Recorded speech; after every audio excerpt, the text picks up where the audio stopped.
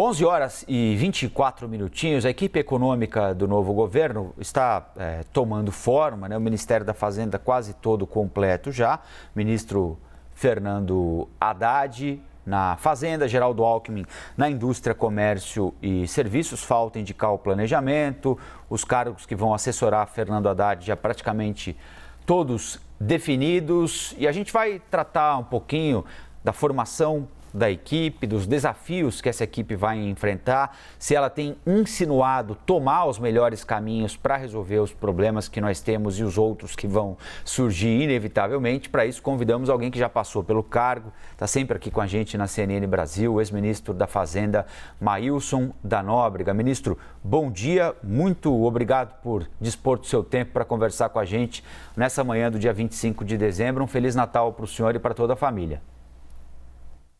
Obrigado, Rafael. Feliz Natal para você e sua família também. Obrigado pelo convite, é um prazer participar. Ministro, que suco a gente extrai de tudo o que aconteceu até agora no Ministério da Fazenda, a indicação do vice Alckmin para Indústria e Comércio e um planejamento esvaziado, ainda procurando alguém para a cadeira? Olha, Rafael, eu acho que, em primeiro lugar, nós temos que dar o benefício da dúvida, não é?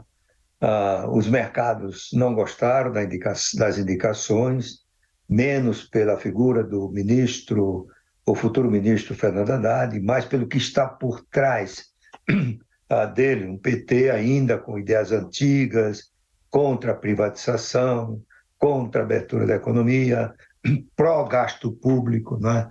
Essa PEC do gasto, da gastância, pode ter um efeito muito negativo sobre a economia, pode levar o Banco Central a manter por mais tempo a taxa Selic de 13,75%, em vez de começar a cair no primeiro trimestre, ficar o ano inteiro sem alteração e até um aumento, né, ao longo dos próximos 12 meses, dependendo de qual seja a direção da política fiscal, né? A nomeação do Alckmin, a indicação do Alckmin para o cargo de ministro da Indústria e Comércio é surpreendente, não é? Porque, na verdade, existe uma máxima do governo brasileiro que o presidente não nomeia ministro que ele não pode demitir, né? E a pasta da Indústria e Comércio normalmente tem áreas de atrito, de conflito com a equipe econômica. É até bom que isso aconteça, ideias são debatidas, mas em momentos de forte tensão, isso gera a necessidade de uma arbitragem por parte do presidente da República, dando razão a quem ele acha que melhor expôs o seu caso. E se, digamos, que haja esse conflito, e ele vai arbitrar, ele não pode arbitrar para demitir o Alckmin do Ministério da Indústria e Comércio, porque ele é o vice-presidente. Ele vai continuar, pelo menos, como vice-presidente, ainda que longe desse posto, mas ficam as mágoas, né? Ficam as diferenças e tudo mais. Por outro lado, Rafael, eu acho que o próximo governo vai enfrentar o maior desafio em termos de custos, dificuldade de crescimento, riscos fiscais, desde o Plano Real. Os desafios estão compostos por um cenário internacional desfavorável, né, fruto dos efeitos da pandemia, da invasão da Ucrânia pela Rússia, das ameaças de invasão de Taiwan pelo governo de Pequim. Tudo isso gera um ambiente internacional de incertezas. Isso tem provocado uma discussão sobre a reconfiguração das cadeias mundiais de suprimento, que tornará a economia mundial menos eficiente. A era dos juros baixos no mundo rico, pelo menos, chegou ao fim, né, com os efeitos da pandemia nos preços nesses países. Temos a inflação mais alta dos últimos 40 anos, né? E tudo isso tem efeitos na economia mundial e, portanto, no Brasil. Domesticamente, o cenário também é muito desafiador, né? A situação fiscal é muito séria, o governo tem que dar um sinal de que está disposto a uma grande negociação com a sociedade em torno do estabelecimento de regras, tendências, né, para evitar uma insustentabilidade da dívida pública, que levaria a uma fuga de capitais, aumento dos juros futuros, aumento do custo do tesouro, depreciação cambial, que impacta a inflação, e tudo isso significa menor potencial de crescimento e sofrimento para as classes menos favorecidas, porque viria uma inflação mais alta. Não é pequeno o desafio que reúne esse conjunto, né, de problemas que estão presentes na economia mundial, com reflexo na economia brasileira e na própria economia brasileira, né? O discurso até agora do presidente Lula tem sido um discurso que assusta, não é? Ele parece dar sinais de que não está preocupado com essa questão fiscal. Ele declarou que se pensar em questões fiscais não faz nada pelos pobres, né? E essa é uma afirmação equivocada, porque não há nenhum conflito, nenhuma contradição entre combinar ao mesmo tempo responsabilidade fiscal com responsabilidade social. Uma não existe sem o pleno funcionamento da outra. Ministro, o senhor avalia que vai ser grande ou deve estar sendo grande a dificuldade para encontrar um ministro ou uma ministra do planejamento? Porque desde o início as informações que vinham de Brasília indicavam que a ideia era ter pessoas que pensassem diferente e, a partir do confronto, pudessem chegar a um melhor desenho de política econômica, tomar melhores decisões sobre a economia do país, não é? A gente já viu alguns conflitos entre pessoas que pensavam de formas diferentes em alguns governos, né? Como foi ali naquele período do governo FHC, com Pedro Malan e José Serra. Isso fica muito claro. Era claro na época, mas fica mais claro ainda nos diários escritos pelo ex-presidente Fernando Henrique Cardoso. De alguma forma ali também Palocci e Mantega, né? A ideia era mais ou menos reproduzir isso para, da diferença, tirar a melhor solução. Mas com o Ministério da Fazenda tão empoderado pelo presidente eleito Lula e que parece tão em sintonia com o presidente eleito, composto por auxiliares do ministro que pensam mais ou menos como pensa o ministro, a possibilidade de quem for escolhido ministro ou ministra do Planejamento ficar isolado e não ser ouvido, mesmo que traga ideias divergentes a respeito, ou diz amém, ou vai ficar para escanteio? É mais ou menos isso que parece, professor? Olha, Rafael, em primeiro lugar, está claro para muita gente, para mim também, que há uma dificuldade de o presidente encontrar um nome de peso que aceite ocupar o Ministério do Planejamento, né? Nomes como Peço Arida, André Lara Rezende, mais recentemente a senadora Simone Tebet, né, que declarou que não toparia esse cargo porque não comunga das mesmas ideias da atual equipe econômica que está ou que vai assumir o Ministério da Fazenda, né? Eu acho que tem uma diferença em relação aos períodos que você mencionou aí, porque tanto no período do Pedro Malan como Ministério da Fazenda, como ministro da Fazenda, quanto no Palocci, não havia dúvida sobre os rumos da política fiscal. Era uma política de responsabilidade. O Ministério da Fazenda tinha nomes de peso como formuladores de política, como Marcos Boa,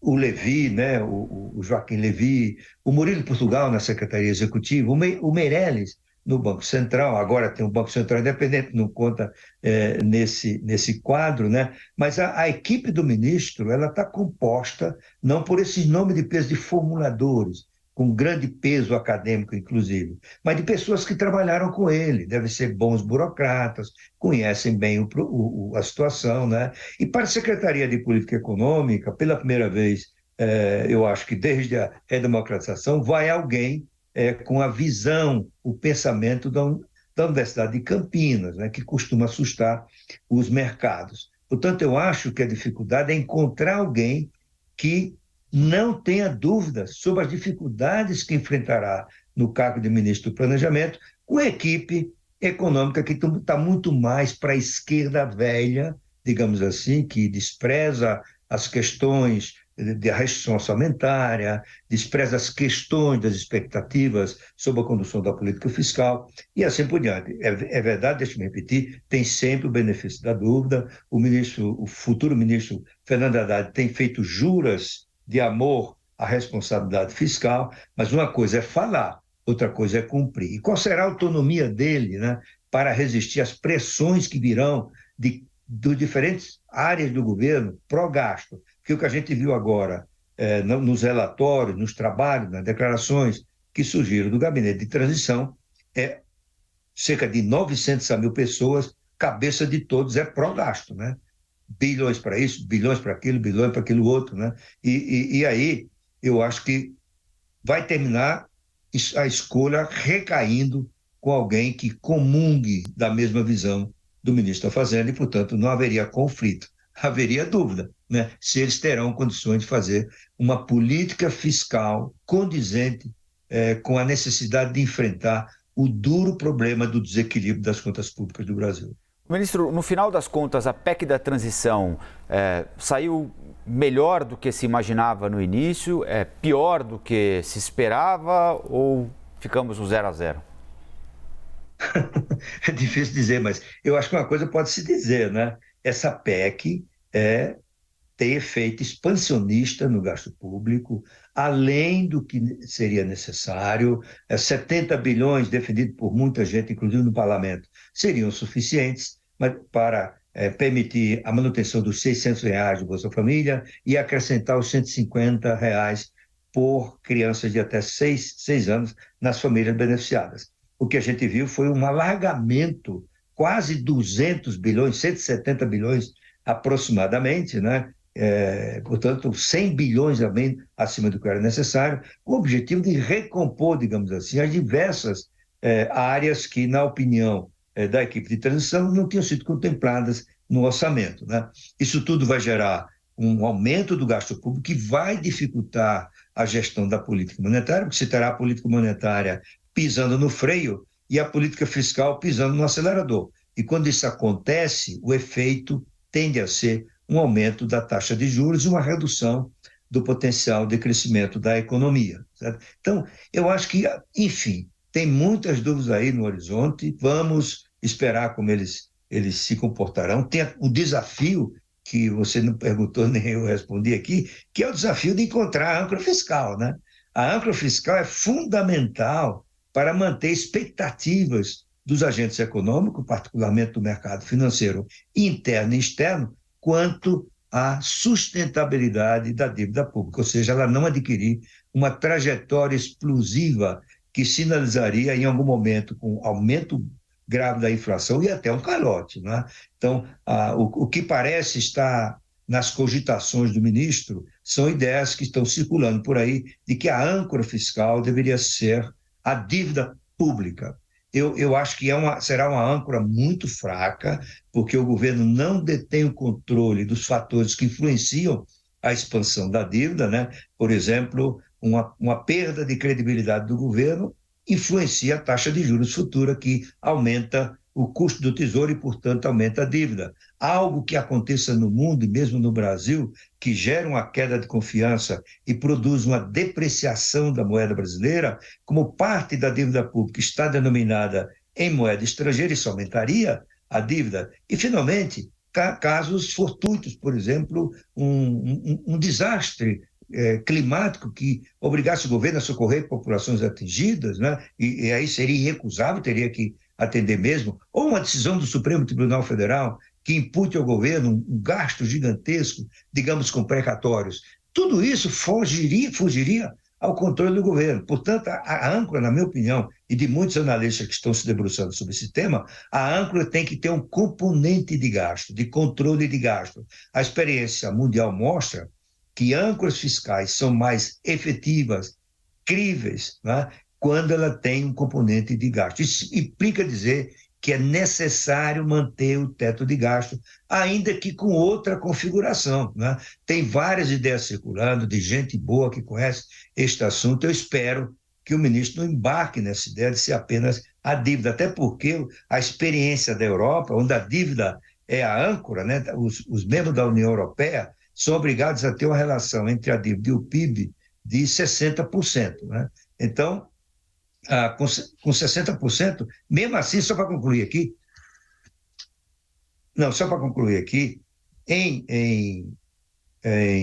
na dívida pública europeia, a âncora fiscal, vários países, inclusive a Alemanha, que é a Alemanha, não conseguiu cumprir essa meta em alguns momentos. A Itália nem se diga, o Reino Unido uma vez, a França mais de uma vez. Portanto, será uma âncora frágil. Ministro, o futuro ministro estabeleceu como prioridade para o início da gestão a aprovação da reforma tributária e convidou o Bernardo Api para ocupar uma secretaria especial para a reforma tributária. Ele é autor de um projeto já muito debatido, foi abraçado pelo presidente do MDB, o deputado Baleia Rossi, que introduziu o projeto desenhado pelo Bernardo Api no Congresso. O senhor acha um bom projeto? É um bom caminho? Fará justiça tributária? Em que sentido? Vai simplificar a coleta de impostos? Uma vez, numa entrevista com o Bernardo Api, ele disse que, num primeiro momento, a reforma dele não prevê diminuição da carga, mas só a simplificação poderia gerar uma queda de pelo menos 10% nos custos, por exemplo, de uma empresa, com a simplificação da carga tributária. O senhor acha que agora vai? Porque reforma tributária é aquilo que todo mundo diz que quer, mas na hora de fazer, ninguém aceita perder. Aí não sai do lugar, né, ministro? Ora, Rafael, em primeiro lugar, essa é a escolha nota 10 do ministro Fernando Haddad, né? Ele escolheu o melhor nome para assessorá-lo e conduzir os trabalhos em torno da necessidade de aprovação da PEC 45 ou PEC 110, que é a da tributação do consumo. Ou seja, substituir 5 impostos disfuncionais, caóticos, distorsivos, 3 na União, IPI, PIS e COFINS, um nos estados, que é o ICMS, o mais complicado e bagunçado de todos, e o ISS nos municípios. Né? Esse projeto foi coordenado, liderado pelo Bernardo Api, hoje considerado o maior especialista brasileiro nessa área. Ele não deixa de ver a grandes especialistas mundiais, né? Tem experiência no acompanhamento do debate na Câmara, ele acompanhou de perto, ficava 2, 3 vezes por semana lá, em articulação com as equipes técnicas do Senado, da Câmara, né? Promoveu estudos adicionais em torno disso. O assunto foi discutido amplamente, houve depoimento de vários especialistas. Eu mesmo participei de uma das sessões desse projeto, e o projeto não saiu porque o Ministério da Economia boicotou, né? Ele já devia ter saído, até porque ele tem uma novidade, que é o apoio unânime dos estados ao renunciar ao ICMS em torno de uma tributação moderna, que é a forma utilizada para tributar o consumo em mais de 160 países. E o Api, com a equipe dele, selecionaram o que tem de melhor nesses 160 casos, né? Inclusive de toda a União Europeia, e eu não tenho esse número de queda de 10%, mas conheço outro estudo mostrando que no prazo de 15 anos, essa PEC propiciará uma expansão de 20% no potencial de crescimento da economia brasileira, né? Portanto, está tudo pronto para acontecer. Eu sinto que o presidente Lula, o novo ministro da Fazenda, vão dedicar muita atenção a esse projeto. Eu sou muito otimista quanto a isso, né? Eu acredito que esse projeto passa no primeiro semestre, no máximo no segundo semestre. Portanto, 2023 será o ano da aprovação dessa reforma. Agora, tem três tipos de reforma, Rafael. Essa é a tributação do consumo, mas tem também a reforma da tributação da renda, a reforma da tributação do patrimônio. Na tributação da renda, vai ser a discussão se tributa ou não os dividendos. Se for a decisão por tributar, tem que reduzir correspondentemente a tributação da pessoa jurídica, né, das empresas, tem que atacar a questão dos privilégios que existem no imposto de renda, por exemplo, o abatimento de despesas com saúde, educação, né? Por que os ricos que levam seus familiares e eles próprios os melhores médicos, os melhores hospitais, podem deduzir uma parte dessa despesa, né, do imposto de renda, isso é pago por toda a sociedade, né? Por que eles colocam os filhos nas melhores escolas e uma parte tem que ser paga pela sociedade? Isso é um privilégio inaceitável, né? E esse não é fácil, porque as pessoas que têm esse privilégio vão usar argumentos, né, que emocionam, escuta, o governo quer tributar a educação e tudo mais, né? Eu acho que esse é um caminho para uma reforma tributária do imposto de renda. E, no caso do patrimônio, discutir alíquotas, né, hipóteses de incidência, digamos assim, da tributação sobre heranças, doações, transmissão de propriedade, intervírus, né, ou causa-mortes. Tem muita coisa para fazer no sistema tributário, mas eu diria, o foco tem que ser, no curto prazo, a tributação do consumo. Eu, se eu fosse governo, não levantaria nenhuma outra lebre nesse momento. Concentraria esforços na aprovação da PEC, da tributação do consumo, seja a PEC 45, que é a melhor de todos, seja a PEC 110, que está no Senado, não é a melhor do que a 45, mas dota o país de um bom sistema de tributação do consumo. Ministro, eu queria só, para encerrar a entrevista, aprofundar um pouco mais essa questão do imposto de renda que o senhor tocou, porque hoje um brasileiro, uma brasileira que ganha R$ 1.900 é considerado um sujeito de classe média, né? Uma trabalhadora de classe média, sendo que com R$ 1.900 não faz absolutamente nada numa cidade como São Paulo, ou paga um aluguel ou come, né? E tem desconto de imposto de renda na fonte, né? Menor alíquota, mas tem desconto de imposto de renda, porque a tabela está desatualizada. Um brasileiro ou uma brasileira deveriam pagar ali a partir de R$ 5.000, já são 150% de defasagem da tabela do imposto de renda. O senhor citou aí, né, o rico que vai no grande hospital e deduz do imposto de renda, tirando do pobre, mas também tem uma parcela da população que está exprimida ali entre os mais pobres e os ricos, né, que é a classe média. E aí muita gente faz um esforço para pagar, por exemplo, uma escola particular, porque não confia no ensino público, faz um esforço danado para pagar um plano de saúde, né, porque não sabe se vai ter o atendimento no Sistema Único de Saúde quando precisar. Como é que a gente atende essa gente, ministro, que está meio que fica meio a par da discussão, né? Porque então taxa o muito rico, favorece o muito pobre, o que parece ser absolutamente legítimo, mas e o meio aqui, o meio de campo, como é que fica, ministro? Olha, Rafael, essa não é nossa fácil de resolver. O diagnóstico está feito, você fez um diagnóstico correto. Não faz sentido tributar pessoas que ganham 2, 3 salários mínimos, né?